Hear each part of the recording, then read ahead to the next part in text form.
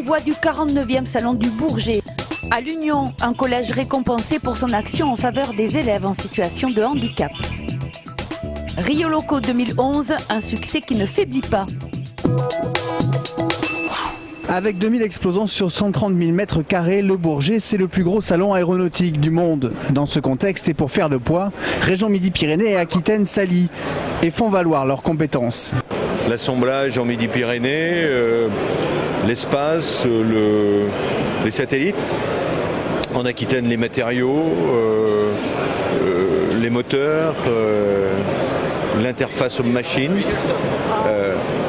Donc on a à la fois cette complémentarité, puis à l'échelle du monde, ou à l'échelle de l'Europe, une région ne suffirait pas. Et ce ne sont pas moins de 1350 mètres carrés qui sont occupés sous la bannière du pôle de compétitivité mondiale Aerospace Valley. C'est le plus gros stand régional du salon. Nous sommes là avec pratiquement une centaine d'entreprises, 97 entreprises que nous avons amenées ici, 56 de Midi-Pyrénées. C'est un carrefour fabuleux pour l'aéronautique que le Bourget. Sans doute peut-être cette année, davantage encore que les années précédentes.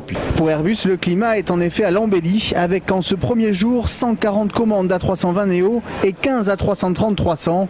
Les déboires techniques de l'A380 et de la 400M lors de la mise en place du salon semblent déjà loin. Voté à large majorité, le mouvement de grève des assistantes médicales de l'Institut Claudius Regaud commençait ce matin et reconduit demain toute la journée.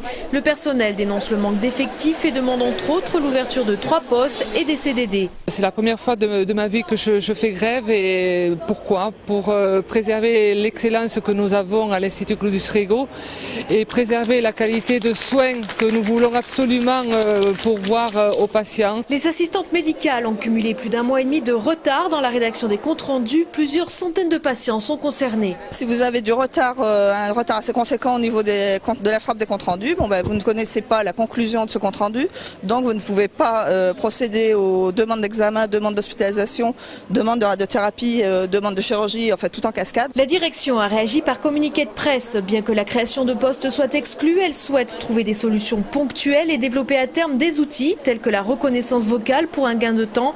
Les négociations sont toujours ouvertes.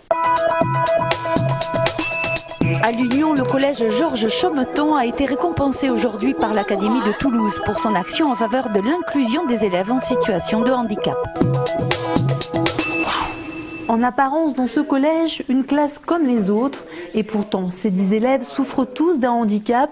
L'objectif de cette classe Ulysse, unité localisée d'inclusion scolaire, permettre à ces jeunes d'évoluer dans un établissement ordinaire, et ce n'est pas toujours facile. J'ai des élèves qui ont un niveau de grande section de maternelle, donc c'est difficile de penser à les inclure en classe de 6e, voire même 5e, 4e, 3e. Mise en place depuis 2001, une soixantaine de classes Ulysse dans la région scolarise de jeunes handicapés, un moyen pour eux de s'épanouir. Je me sens à l'aise aussi de cette classe.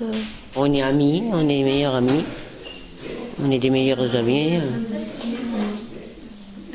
Un exemple d'intégration, cet énorme trombinoscope réalisé par les élèves d'une classe Ulysse et de 2 classes de 3e, un projet qui a permis de tisser des liens entre eux. On peut imaginer que des enfants qui ont été à l'école avec des camarades handicapés depuis la maternelle, quand ils les auront en tant que collègues de travail, ça se passera tout simplement. Et les premiers résultats sont là. D'après les professeurs, l'an dernier, 3 élèves sur 5 issus d'une classe Ulysse ont intégré le marché du travail. Manifestation des usagers de la route samedi après-midi à Toulouse. 2000 personnes, en grande majorité des motards, se sont donné rendez-vous au parc des expositions pour former un long cortège contre la politique gouvernementale en matière de sécurité routière.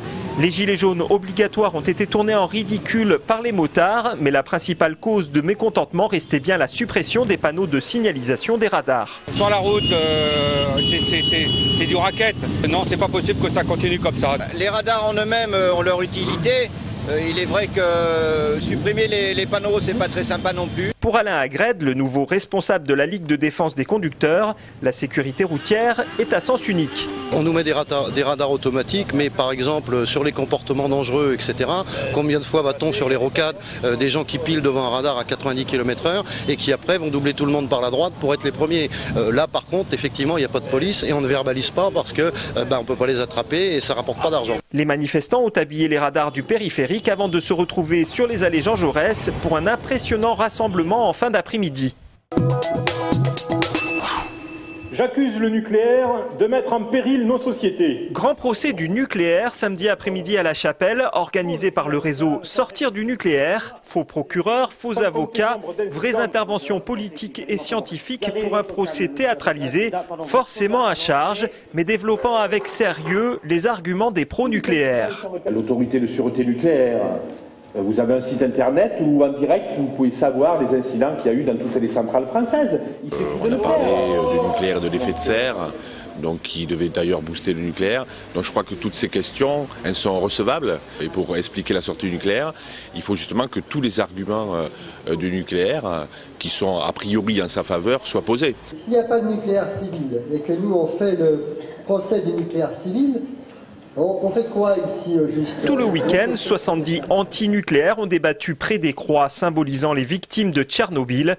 Pour eux, la sortie du nucléaire doit se faire le plus vite possible. Avec Fukushima, il y a une nouvelle donnée, c'est que statistiquement, il peut y avoir un accident gravissime de la taille de Fukushima tous les 7 ans.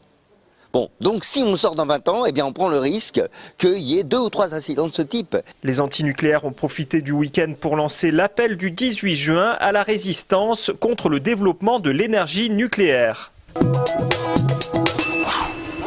Paris réussi avec 110 000 spectateurs pour Rio Loco 2011 après les remous de l'affaire Florence Cassez et l'année compliquée du Mexique. Le festival a su innover en allant chercher George Clinton, le staff Benda Bilili ou encore l'orchestre Polyrythmo de Cotonou. Sans oublier le beau temps et une entrée à 5 €. Pour Rio Loco 2012, Hervé Bordier, le directeur du festival, joue sur une thématique linguistique, la lusophonie, c'est-à-dire la communauté portugaise à travers le monde, soit le Portugal évidemment, le Mozambique, la Guinée, le Brésil, l'Angola ou encore Macao. Ce samedi se déroulait la Gay Pride toulousaine. 8000 personnes y ont participé. Les présidentielles de 2012 étaient pointées du doigt dans un moment festif, mais aussi politiquement engagé. Homoparentalité et mariage homo étaient les 2 mots d'ordre. Et puis d'un défilé l'autre, c'était aussi le carnaval de Rio de Toulouse. Couleurs, mouvements et sons. Pour les organisateurs, c'est un message de tolérance, d'égalité et de solidarité que prône cet événement.